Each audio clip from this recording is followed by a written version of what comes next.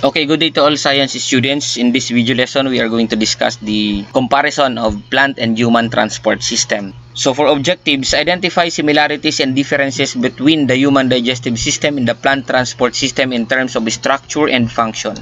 Complete a Venn diagram that compares plant and human transport system, and appreciate the role of both systems in maintaining life and reflect on the importance of taking care of both plants and the human body. Have you ever wondered how do plants eat without a mouth and a stomach?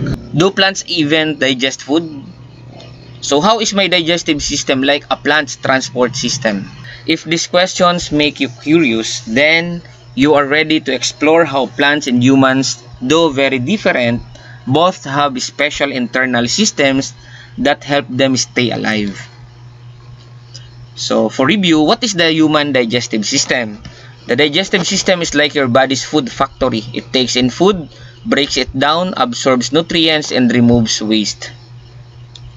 So the key structures and functions of the human digestive system: mouth starts breaking food with teeth and saliva. Stomach uses acids to break down food. Small intestine absorbs nutrients into the blood. Large intestine absorbs water and stores waste. What is the plant transport system? The plant transport system moves water, nutrients, and food throughout the plant. So the structures of the plant transport system, we have the xylem, moves water and minerals from roots to leaves, or ito yung upward movement. And phloem distributes sugar and nutrients from the leaves throughout the part of the plants during the photosynthesis process. And stomata, tiny pores for gas exchange. Either the carbon dioxide is going inward and outward is the oxygen and water. And then guard cells control stomatal openings for breathing and water balance.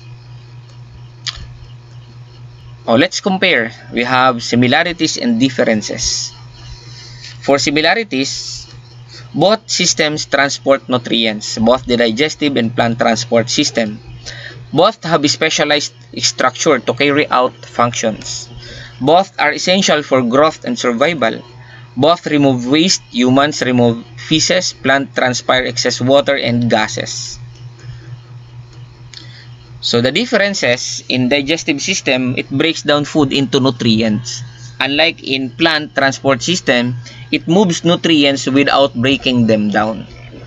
Sa digestive, uses muscles and enzymes, while in plant, uses water pressure or the osmosis capillary action.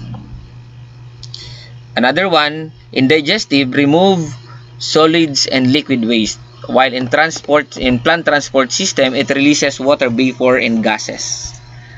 In digestive system, in human, it has many organs. In plant transport system, it has tubes, the xylem and phloem, the pores, and then the stomata, the four basic parts of the plant transport system. Unlike in digestive system, it involves so many organs. So for activity, complete this Venn diagram. And fill in the Venn diagram below with similarities and differences based on what you've learned. So, yung sa gitna na nagtagpo yung dalawa, dyan yung ilalagay yung mga similarities. Yung differences, dito sa digestive system, yung sa kanya lang. Yung sa plant transport system, yung katangian niya lang. For example, transport nutrients, both yan, parehas ginagawa ng digestive sa kanang plant transport system, kaya nasa gitna. So, ito naman, breakdown food into nutrients, sa digestive system lang yan. Sa plant naman, moves nutrients without breaking. So, marami pa pong differences and similarities. So, punuin nyo po itong Venn diagram.